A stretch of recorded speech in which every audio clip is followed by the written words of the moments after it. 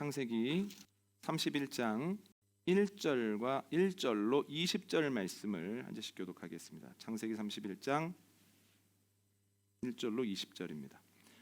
야곱이 라반의 아들들이 하는 말을 들은즉 야곱이 우리 아버지의 소유를 다 빼앗고 우리 아버지의 소유로 말미암아 이 모든 재물을 모았다 하는지라. 야곱이 라반의 안색을 본즉 자기에게 대하여 전과 같지 아니하더라. 여호와께서 야곱에게 이르시되 내 조상의 땅 내 족속에게로 돌아가라 내가 너와 함께 있으리라 하신지라. 야곱이 사람을 보내어 라헬과 레아를 자기 양떼가 있는 들로 불러다가 그들에게 이르되 내가 그대들의 아버지의 안색을 본즉 내게 대하여 전과 같지 아니하도다. 그러할지라도 내 아버지의 하나님은 나와 함께 계셨느니라. 그대들도 알거니와 내가 힘을 다하여 그대들의 아버지를 섬겼거늘 그대들의 아버지가 나를 속여 품삯을 10번이나 변경하였느니라. 그러나 하나님이 그를 막으사 나를 해치지 못하게 하셨으며 그가 이르기를 점이 있는 것이 내 삭시 되리라 하면 온 양떼가 낳은 것이 점이 있는 것이요 또 얼룩무늬 있는 것이 내 삭시 되리라 하면 온 양떼가 낳은 것이 얼룩무늬 있는 것이니 하나님이 이같이 그대들의 아버지의 가축을 빼앗아 내게 주셨느니라. 그 양떼가 새끼 뵐 때 내가 꿈에 눈을 들어 양떼를 탄 수녀는 다 얼룩무늬 있는 것과 점 있는 것과 아롱진 것이었더라. 꿈에 하나님의 사자가 내게 말씀하시기를 야곱아 하기로 내가 대답하기를 여기 있나이다 하매 이르시되 내 눈을 들어보라 양떼를 탄 순 양은 다 얼룩무늬 있는 것, 점 있는 것과 아롱진 것이니라. 라반이 내게 행한 모든 것을 내가 보았노라. 나는 베델의 하나님이라 내가 거기서 기둥에 기름을 붓고 거기서 내게 서원하였으니 지금 일어나 이곳을 떠나서 내 출생지로 돌아가라 하셨느니라. 라헬과 레아가 그에게 대답하여 이르되 우리가 우리 아버지 집에서 무슨 분깃이나 유산이 있으리요. 아버지가 우리를 팔고 우리의 돈을 다 먹어버렸으니 아버지가 우리를 외국인처럼 여기는 것이 아닌가. 하나님이 우리 아버지에게서 취하여 가신 재물은 우리와 우리 자식의 것이니 이제 하나님이 당신에게 이르신 일을 다 준행하라. 야곱이 일어나 자식들과 아내들을 낙타들에게 태우고 그 모은 바 모든 가축과 모든 소유물 곧 그가 바단 아람에서 모은 가축을 이끌고 가나안 땅에 있는 그의 아버지 이삭에게로 가려 할세. 그때 라반이 양털을 깎으러 갔으므로 라헬은 그의 아버지의 드라빔을 도둑질하고 야곱은 그 거취를 아람 사람 라반에게 말하지 아니하고 가만히 떠났더라. 아멘. 성경을 보면 많은 사람들이 주 안에서 변화합니다. 고향에 있을 때 야곱은 그 이름대로 남의 발 뒤꿈치를 잡아 넘어뜨리는 사람이었으나 고향으로 돌아올 때가 되니 그는 하나님의 훈련을 견딘 자, 또한 사람을 통한 어려움을 넘어선 자, 이스라엘이 되어 있었습니다. 애굽에서 나올 때 이스라엘 민족은 한마디로 오합지졸이었습니다. 자기 한 몸 간수하기도 힘듭니다. 그런데 40년 뒤에 가나안 땅을 들어가기 위해서 요단강 앞에 섰을 때, 그리고 첫 번째 성인 여리고성을 넘어설 때, 그리고 첫 번째 패배인 아이성 전투 이후에 회개하고 진영을 추스리는 모습을 보면 그들은 더 이상 오합지졸이 아니라 훈련된 군사, 유능한 군인들이 되어 있다는 거예요. 예수님의 제자들은 처음에 예수님이 누구신지, 예수님이 무슨 말씀하시는지를 전혀 이해 못했습니다. 그런데 어느 순간인가부터 주님께서 누구신지, 어떤 우리가 믿는 바와 전해야 되는 바가 무엇인지를 정확하게 아는 사람들, 사도들이 되었다라고 하는 거죠. 성경에는 이 외에도 변화된 사람들에 대한 이야기가 많이 나오는데요. 그럼에도 많은 사람들은 사람은 안 바뀐다 이렇게 얘기합니다. 무엇이 맞을까요? 성경 말씀이 맞습니다. 그럼에도 왜 사람은 안 바뀌어 라고 하는 말이 때때로 마음속에 잘 들어올까요? 그 이유는 변하는 것이 쉽지 않기 때문입니다. 그래서 변한 사람 만나기가 아주 어렵습니다. 그럼에도 우리는 성경이 말하는 바, 성경이 약속한 바, 주 안에서 사람은 바뀐다, 주 안에서 가정은 새로워진다 라고 하는 것을 붙잡고 믿어야 합니다. 그리고 변하는 사람들, 변화하는 가정이 되기 위해서 그때에 이르기까지 우리가 꼭 붙잡아야 되는 것이 무엇인지를 깨달아서 붙잡아야 하는데요. 변화하기 위해서 변화의 때까지 붙잡아야 되는 것은 크게 두 가지입니다. 첫 번째는 지금도 나아가고 있다라고 하는 사실을 반복적으로 기억해야 된다는 거예요. 얼마 전에 아이가 과학 문제집을 푸는데 옆에서 어깨 너머로 보니 옛 생각이 새록새록 나는 겁니다. 물질의 상태와 성질의 변화에 대한 단원이었던 것 같은데 아주 익숙한 단어들이 나왔습니다. 액체가 고체가 되는 걸 응고라고 합니다. 그러니까 대표적인 경우는 물이 얼어서 얼음 되는 겁니다. 고체가 녹아서 액체 되는 것을 융해라고 합니다. 대표적인 경우가 얼음이 녹아서 물 되는 겁니다. 또한 기체가 액체가 되어지는 것을 액화라고 합니다. 냉장고에 있었던 음료수병을 꺼내놨을 때에 그 병 표면에 이슬 맺히는 것이 액화의 대표적인 예입니다. 반대로 액체가 수증기가 되는 기체가 되어지는 것을 기화라고 합니다. 물이 끓어서 수증기가 되는 것이 기화의 대표적인 경우라는 거예요. 그런데 흥미가 있어서 문제집을 읽어보고 자료를 찾다 보니 물체가 상태나 성질이 변화하기 위해서는 물질마다 특정한 압력과 온도가 필요하다는 거예요. 그러니까 예를 들어서 물이 기화하기 위해서는 우리가 사는 1기압의 환경에서는 100도가 되었을 때 물이 끓으면서 수증기가 됩니다. 그리고 그 물질이 변하는 그 점을 임계점이라고 합니다. 임계점이 되기 전까지는 상태가 변하지 않다가 임계점을 지나는 순간부터 누가 봐도 바뀌었네, 상황이 달라졌네 할 만한 변화들이 나타나기 시작한다는 거죠. 그런데 분명한 것은 물질마다 그리고 변하는 그 상태마다 임계점이 다를 뿐더러 갑작스럽게 우연히 임계점이 나타나는 경우는 없다는 거예요. 임계점에 이르기까지는 어느 정도의 시간도 필요하고 임계점으로 나아가기 위한 노력도 필요하다는 겁니다. 임계점으로 나아가기까지 눈에 보이는 변화가 없을지라도 그것을 참아내고 계속해서 그 일들을 해나갈 때에 드디어 임계점을 넘어 변화되죠. 가령 물을 기화시키기 위해서 가열을 해도 처음에는 어떤 변화도 일어나지 않습니다. 그러나 100도가 넘어갈 때 물이 끓으면서 기화가 되죠. 그리고 그 기화가 되기까지 아무런 변화가 없는 것 같아도 잘 살피고 만져보면 이게 변화가 있는 거구나라고 하는 것을 깨달아 아는 것들이 있다는 거예요. 가령 수증기가 되기 전에도 가열하는 중에 손을 대보면 차가웠던 것이 미지근한 것이 되어 있고 미지근한 것이 뜨거운 것이 되어 있는 경우가 있다는 거죠. 사람의 변화도 마찬가지입니다.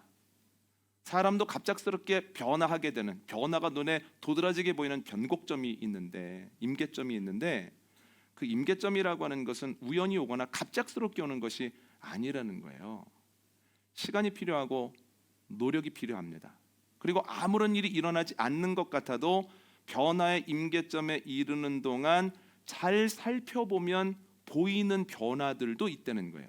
야곱의 예를 들면요, 여러분, 야곱의 임계점은 창세기 32장입니다. 야복강가에서 하나님의 사람과 씨름을 하죠. 하나님의 사람이 환도뼈를 쳤음에도 불구하고 야곱이 그를 놓지 않습니다. 그리고 계속 자신에게 복을 달라고 복을 빌어달라고 하죠. 날이 새려고 하자 그 하나님의 사람이 묻습니다. 네 이름이 뭐냐? 예, 저는 야곱입니다. 지금까지 남의 발 뒤꿈치를 잡으며 살았습니다. 이제부터는 네 이름을 이스라엘이라고 해라. 너는 하나님과도 겨루 이뤘고 사람과도 겨루 이겼다. 이렇게 얘기를 하거든요. 그러니까 야곱에서 이스라엘로 갑자기 바뀌는 순간입니다. 그런데 야곱은 씨름잘해서 이스라엘 된 거 아닙니다. 야곱에서 이스라엘 되는 데에는 그 기준선을, 출발선을 베델로 잡아도 적어도 20년의 시간이 필요했다는 거예요.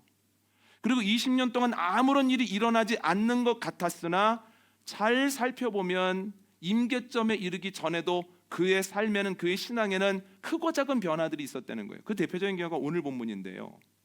오늘 보면 1절에 이런 내용이 나옵니다. 라반의 아들들이 이렇게 얘기하죠. 야곱이 속임수를 써서 우리 아버지 재산 다 뺏어갔다. 야곱 때문에 우리 아버지 거지 됐다. 이렇게 얘기하죠. 2절에 이런 얘기가 나옵니다. 라반의 안색도 전과 같지 않았다. 야곱을 쳐다보는 그 시선이 그렇게 부드럽지 않았다는 거예요. 이에 야곱이 고향 돌아갈 때가 됐나 봐 이렇게 생각을 하거든요. 야곱이 하란에 왜 왔습니까?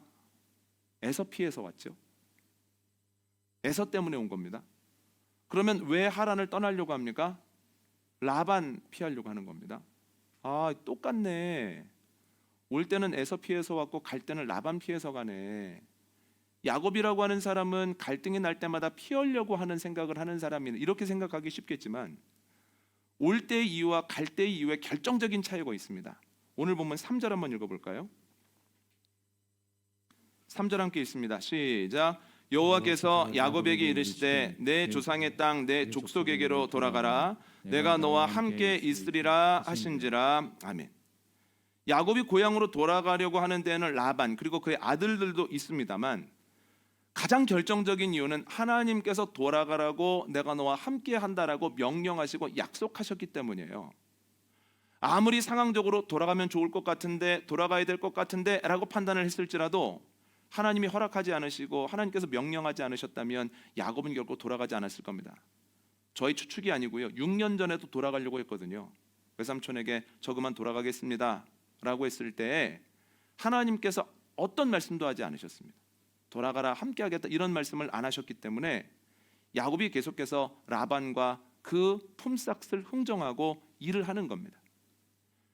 라반이 품삯을 계속해서 덜 주려고 기준을 바꿀 때마다 얼마나 고향으로 돌아가고 싶었겠습니까? 떠나야 되겠다.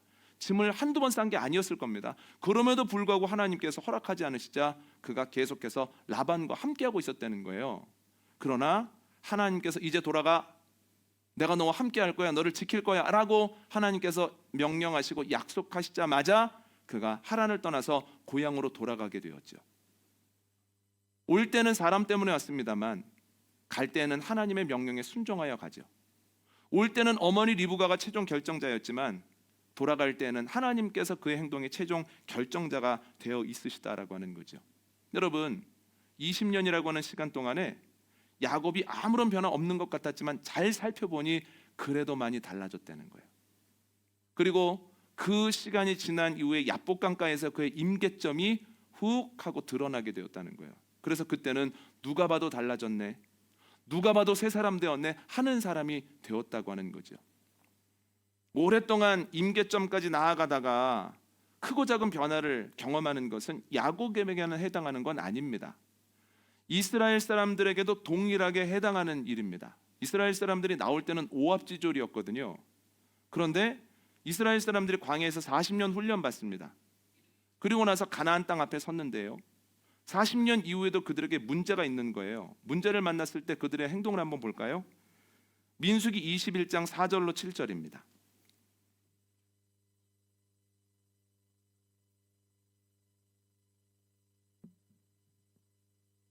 민수기 21장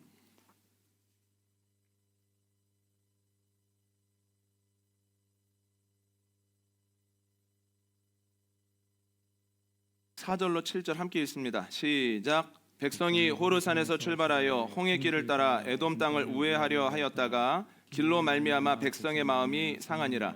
백성이 하나님과 모세를 향하여 원망하되 어찌하여 우리를 애굽에서 인도해내어 이 광야에서 죽게 하는가? 이곳에는 먹을 것도 없고 물도 없도다. 우리 마음이 이 하찮은 음식을 싫어하노라 하며 여호와께서 불뱀들을 백성 중에 보내어 백성을 물게 하심으로 이스라엘 백성 중에 죽은 자가 많은지라. 백성이 모세에게 이르러 말하되 우리가 여호와와 당신을 향하여 원망함으로 범죄하였사오니 여호와께 기도하여 이 뱀들을 우리에게서 떠나게 하소서. 모세가 백성을 위하여 기도하매. 아멘. 이스라엘 사람들이 가나안을 향하는 중에 에돔 땅을 우회합니다. 그런데 너무 걷기가 힘든 거예요. 물도 없고 양식도 없고. 그러자 모세에게 가서 원망하기 시작합니다.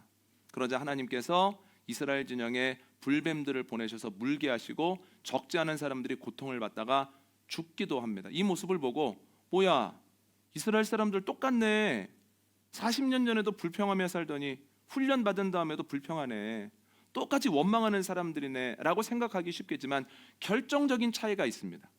예전에는 돌이킬지 몰랐거든요.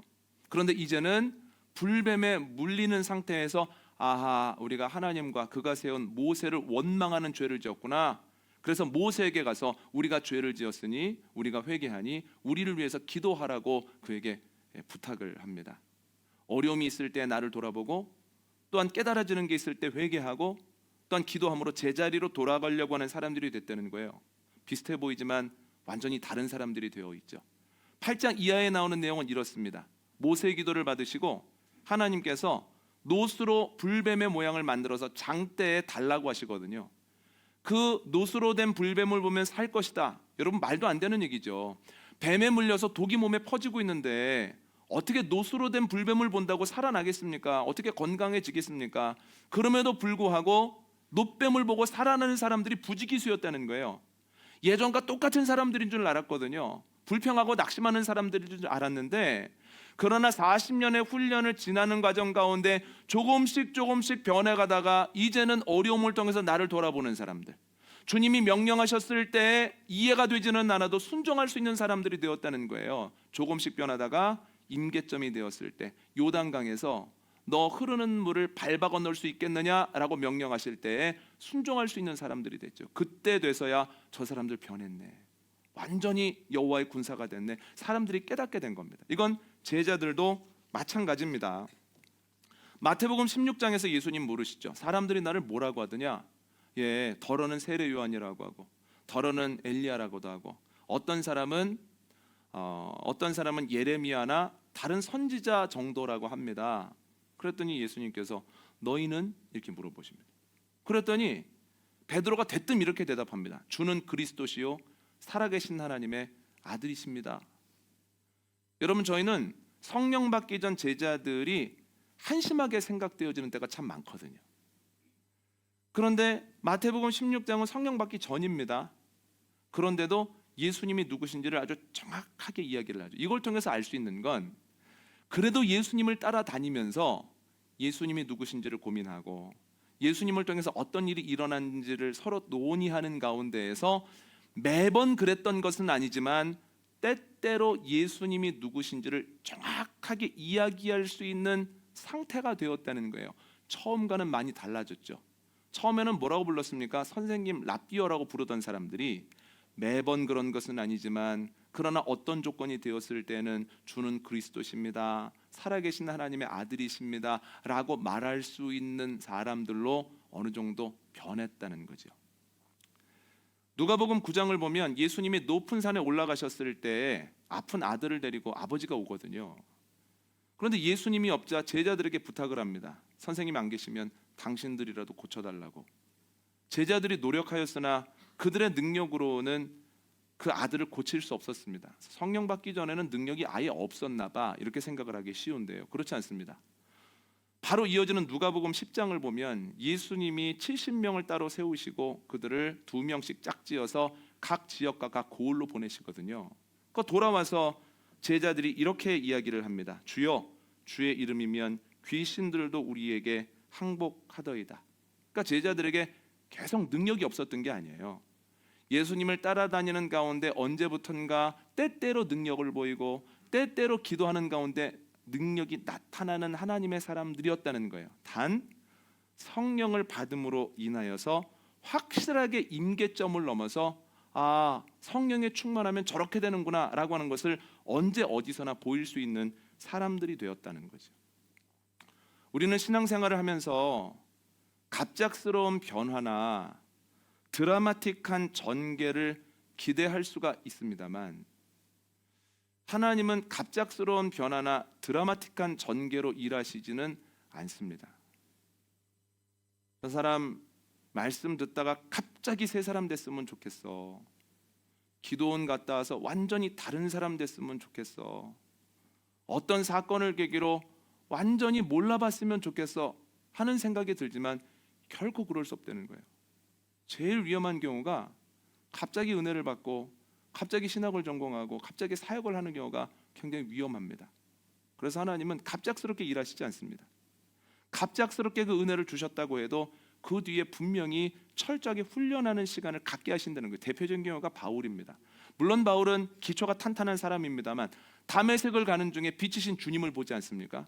그런데 주님께서 바로 사역자로 쓰시지 않았다는 거예요. 갈라디아서를 보면 최소한 16년 동안에 철저하게 훈련시키셔서 안디옥 교회도 보내시고 안디옥 교회에서 많은 경험을 하게 하신 이후에 바나바라고 하는 보조자를 붙이셔서 선교지로 보내셨다는 거예요. 하나님의 일하심은 갑작스럽고 드라마틱하지 않습니다. 하나님이 약속하시고 말씀하신 변화가 일어나기 위해서는 꽤 많은 시간이 필요하고 적지 않은 노력이 필요하다는 거예요. 임계점에 이르기까지 시간이 필요해, 노력이 필요해 라고 하는 것을 기억할 때에만 내 생각만큼 바뀌지 않는다고 해서, 내 생각만큼 해결이 되지 않는다고 해서 낙심하고 포기하고 중간 결산하지 않을 수 있다는 거예요.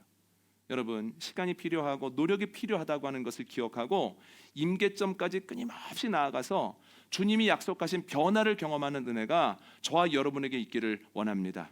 우리의 심령의 변화가 있고 우리 가정의 변화가 있고 우리 교회 안에 놀라운 변화가 있게 되어지기를 원합니다. 그런데 여러분, 분명히 아셔야 되는 것이 있습니다.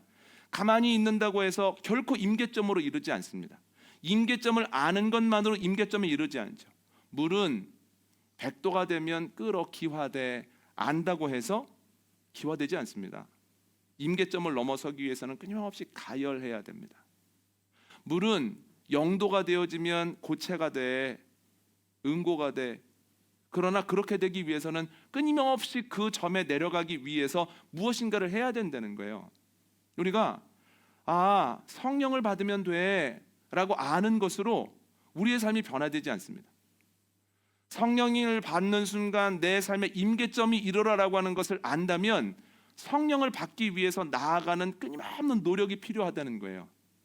말씀을 읽어야 내가 살아라고 하는 지식만으로는 내가 바뀌지 않습니다. 말씀을 끊임없이 양식 삼기 위한 노력들이 매일매일 이어질 때 그 노력들을 통해서 하나님이 역사하신다는 거예요. 야곱도 마찬가지입니다. 20년 동안 가만히 있었는데 바뀐 것이 아니고요, 하나님께서 허락하신 일들의 최선을 다했을 때에 그 위에 하나님의 능력과 하나님의 은혜가 덧입혀졌다는 거예요. 오늘 본문에서 야곱이 아내들을 불러 뭐라고 얘기합니까? 내가 20년 동안 라반에게 어떻게 충성했는지 당신들이 아시지 않소라고 했을 때 한마디도 못하죠. 왜 그렇습니까? 그만큼 최선을 다했거든요. 그만큼 열심히 노력했을 때 하나님이 그에게 은혜를 베푸셨죠. 그랬을 때 이거 내 지혜가 아니라 하나님의 은혜구나, 이거 내 노력이 아니라 하나님의 능력이었구나라고 하는 것을 깨닫게 되었다는 거예요. 그러므로 야곱은 최선을 다했습니다. 이스라엘 사람들도 마찬가지입니다. 우리는 광야를 걸어가고 있는 이스라엘 사람들을 한심하게 생각하는 경향이 있습니다만, 특별히 먹는 거 가지고 불평하면 좀 추해 보이죠.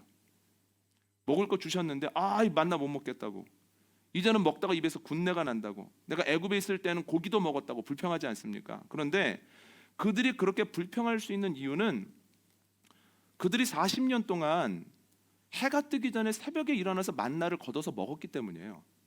하나님의 명령대로. 여러분, 만나는 아무 때나 걷어서 먹을 수 있는 양식이 아닙니다. 새벽에 일어나서 걷어야 되거든요. 그러니까 저희가 우습게 보는 이스라엘 사람들도 무려 40년 동안 새벽에 양식을 먹었습니다. 우리의 언어로 하면 40년 동안 새벽 기도한 거예요. 40년 동안 새벽 기도를 했기 때문에, 새벽 기도를 하면서 기대감이 있었기 때문에 불평도 나오는 거거든요. 그들에게도 열심히 있었다는 거예요. 그들이 에돔 땅을 우회하는 가운데에서 화가 나지 않습니까? 왜 에돔 땅을 우회합니까? 자기 마음대로 가는 게 아니거든요. 지금까지 40년 동안 하나님께서 그들 앞에 두신 불기둥과 구름기둥을 따라다녔거든요. 그런데도 우회할 수밖에 없는 상황이 되니 화가 나는 거거든요. 그러니까 그들은 매일 새벽에 일어나서 만나를 거뒀고, 매번 내 자리에서 하늘을 바라보는 가운데 머물러야 되나 움직여야 되나 하나님께서 주시는 그 신호를 기다렸다는 거예요. 그들도 만만치 않게 열심히 광야에서 생활했다는 거예요. 그랬을 때 변화의 임계점으로 가다가 결국 요단강 앞에서 그 변화가 보였다는 거예요. 여러분, 예수님의 제자들도 똑같습니다. 예수님이 명령하시면 힘들어도 합니다. 물고기 2마리와 보리떡 5개를 가지고 5,000명을 먹이시자 사람들이 예수님을 칭찬하기 시작하고 왕으로 세우려고 합니다. 제자들의 마음이 뛰는 거예요. 이제 새로운 이스라엘이 세워지나 봐, 이스라엘이 독립되나 봐. 그런데 예수님께서 너희 바다 건너편으로 가라, 내가 사람들 흩어버리겠다, 이렇게 말씀하시죠. 이해가 안 되는데 예수님 말씀에 순종해서 바다 건너편으로 갑니다. 이게 웬일입니까? 예수님 말씀대로 배를 타고 가면 순풍을 만나야 되는데 역풍을 만나서 언제부턴가 조금도 못 나가겠는 거예요. 계속해서 배가 빙빙빙빙 돕니다. 그런데 제자들 포기합니까? 포기하지 않습니까? 포기하지 않죠. 밤새 노력했을 때 주님께서 물 위를 걸어서 제자들에게 오셨다는 거예요. 여러분, 제자들도 예수님 따라다니는 중에 최선을 다했다는 거예요. 그랬을 때 성령의 받음이라고 하는 그 임계점에서 변화된 사람들이 되죠. 성령을 받는 것도 마찬가지입니다. 예수님 승천하시고 다락방에서 한두어 시간 기도했는데 성령이 내린 것이 아니라 성령이 뭔지도 모르고 성령이 임했을 때 어떤 일이 일어나는지 확실치는 않아도 주님 명령하셨기 때문에 오로지 기도에 힘쓸 때에 10일 정도 지난 어느 날 호련히 성령님이 임했다는 거예요. 성령님 임하는 임계점까지 제자들이 열심히 걸어갔다는 거죠. 여러분, 주님이 우리의 심령을, 우리의 가정을, 우리의 교회를 변화시키시는 그 방법을 깨닫고 시간이 조금 걸려도, 조금 고돼도, 내가 최선을 다하는 가운데서도 변화가 없는 것 같아도 포기하지 아니하고 오늘에 맡겨진 사명들을 잘 감당하는 저와 여러분 되시기를 원합니다. 내 눈에는 지금 잘 보이지 않는 것 같아도 자세히 살펴보면 발견될 만한 변화들이 조금씩 생겨나고 있고, 우리가 멈춰 있는 것 같고 뒤로 더 후퇴한 것 같아도 그래도 나중에 보면 그때 조금씩 나아가고 있었구나, 임계점으로 전진하고 있었구나라고 하는 것을 고백할 때가 있다는 거예요. 여러분, 중간 결산하지 말고 임계점으로 변화의 때로 나아가는 은혜가 저와 여러분에게 있기를 원합니다. 두 번째로 저희가 변화하지 않는 것 같을 때 기억해야 될 것은 주님이 지금도 일하고 계신다라고 하는 사실을 붙잡아야 된다는 거예요. 오늘 본문에 큰 변화가 하나 더 나옵니다. 3절 한번 읽어볼까요? 3절 함께 읽습니다. 시작. 여호와께서 야곱에게 이르시되 내 조상의 땅 내 족속에게로 돌아가라, 내가 너와 함께 있으리라 하신지라. 아멘. 하나님께서 아브라함에게 하란을 떠나서 어디로 가라고 말씀하셨습니까? 보여줄 땅으로 가라고 하셨죠. 오늘 본문에서 하나님이 야곱에게 하란을 떠나 어디로 가라고 하셨습니까? 조상의 땅으로 가라고 하셨죠. 그런데 놀랍게도 하나는 보여줄 땅이고 하나는 조상의 땅인데 지칭하는 곳이 똑같습니다. 가나안 땅입니다. 지금 현재는 막벨라 굴과 그 옆에 딸린 밭이라고 하는 거예요. 하나님이 아브라함에게 땅에 대한 약속을 하셨죠. 그래서 그 약속을 믿고 75세 때 하란 땅을 떠나지 않습니까? 금방 이루어질 줄 알았습니다. 그런데 그 약속이 금방 안 이루어지는 거예요. 그래서 상황에 따라 아브라함이 애굽으로 내려갔다가 브엘세바로 올라왔다가 또 여러 군데를 전전합니다. 안 이루어지는 줄 알았죠. 그런데 오늘 본문을 보십시오. 아브라함 때는 분명히 보여줄 땅이었는데 오늘 본문을 자세히 읽어보니 보여줄 땅이라고 하는 그곳이 조상의 땅이 되어 있다는 거예요. 땅에 대한 하나님의 약속이 지켜졌습니까? 안 지켜졌습니까? 땅에 대한 약속이 이미 지켜졌다는 거예요. 어느새 지켜졌지? 언제 하나님이 이 약속을 완성하셨지? 모를 정도로 말입니다. 그런데 감사한 것은 하나님이 지키신 약속은 결말이 아니라 출발이라는 거예요. 막벨라 굴과 거기에 딸린 밭이 끝이 아니라 거기에서부터 그들에게 주시는 땅이 점점 확장해 나간다는 거죠. 하나님이 약속한 것 이루셨죠. 하나님이 아브라함에게 자손에 대한 약속도 하셨거든요. 금방 날 줄 알았는데 못 낳는 거예요. 그리고 하나님이 부르실 때에는 이삭 하나 낳고 갔거든요. 그런데 그의 손주 야곱을 보니 아들이 10명이 넘습니다. 이걸 통해서 뭘 할 수 있습니까? 하나님의 약속이 이루어졌다는 거예요. 아브라함 때에는 그 집이 손귀한 집이었는데 이제는 더 이상 그 집안이 손귀한 집안이 아니라는 거예요. 그런데 감사한 것은 10명이 넘는 아들이 자손에 대한 약속의 결말이 아니라 출발이라는 거예요. 그것으로 된 것이 아니라 그 자녀들이 12지파의 기틀이 되어서 각 지파마다 수만 명씩 생기는 그 출발점이 되었다라고 하는 거죠. 여러분, 하나님은 신실하신 분입니다. 하나님께서 내가 할 거야, 내가 줄 거야라고 말씀하시면 분명히 하시고 분명히 주신다는 거예요. 우리의 생각이나 우리의 때는 아닐지라도 매일 그때를 기다리면서 하나님의 뜻대로 나아가다 보면 어느샌가 보여줄 땅이 조상의 땅이 되어 있고, 없었던 자녀들이었는데 10명에 넘는 자녀들이 생겼던 것과 같은 놀라운 일이 일어난다라고 하는 거죠. 여러분, 주님의 계획 속에 나도 있고, 우리 가정도 있고, 우리 친지들도 있고, 우리 교회도 있다라고 하는 것을 깨닫고 주님이 일하고 계심을 더 붙드는 은혜가 저와 여러분에게 있기를 원합니다. 아무 일이 일어나지 않는 것 같아도 하나님께서 일하고 계시고, 아무 열매 없는 것 같아도 어느덧 하나님께서 맺어내신 열매가 우리 앞에 있게 될 것입니다. 이것을 기억할 때 중간 결산하지 않고 포기하지 않고 끝까지 주님을 향하여 나아가는 저와 여러분 되시기를 원합니다. 오늘 말씀 정리하겠습니다. 성경은 사람들의 변화에 대해서 이야기를 합니다. 야곱도 출애굽한 이스라엘 백성들도 예수님의 제자들도 바뀌었습니다. 그런데 세상은 자꾸 사람은 안 바뀐다고 합니다. 그만큼 변화가 어렵고 변화된 사람 만나기가 쉽지 않기 때문입니다. 그러나 우리가 신앙생활하면서 분명히 붙들어야 되는 것은 성경의 약속입니다. 사람은 변할 수 있고 변하게 될 것입니다. 그런데 변화의 때까지 포기하지 않기 위해서 잡아야 되는 것이 두 가지인데요. 첫 번째는 지금도 나아가고 있다라고 하는 사실입니다. 갑자기 변하는 건 없습니다. 시간이 필요하고 노력도 필요합니다. 임계점에 이르기까지 아무런 일이 일어나지 않는 것 같아도 잘 보면 이 부분이 바뀌었네. 예전에 안 하던 말을 하네. 예전보다 빨리 돌이키네. 예전에는 어려우면 사람 찾아가더니 이제는 말씀을 붙드네 하는 변화들이 생기다가 임계점이 되었을 때 누가 봐도 변화된 사람으로 보일 수 있다는 거예요. 여러분, 포기하지 말고 내가 지금도 나아가고 있음을 기억하시고, 그 사람을 위한 중보기도 멈추지 마시고, 우리 가정을 위한 노력들 멈추지 않으시기를 원합니다. 두 번째로는 주님이 지금도 일하고 계시다라고 하는 사실을 기억해야 합니다. 하나님께서는 신실하셔서 아브라함에게 하셨던 약속을 어느덧 지키고 계셨거든요. 주님께서는 나를 만드시면서 우리 가정을 이루시면서 우리 교회를 세우시면서 세우셨던 계획이 있으십니다. 그 계획이 안 이루어지는 것 같아도 어느샌가 보면 주님이 일하셨다라고 하는 것을 알게 하실 겁니다. 여러분, 지금도 나아가고 있고 지금도 일하고 있다라고 하는 것을 기억하고 주님 부지런히 따라가는 저와 여러분 되시기를 원합니다.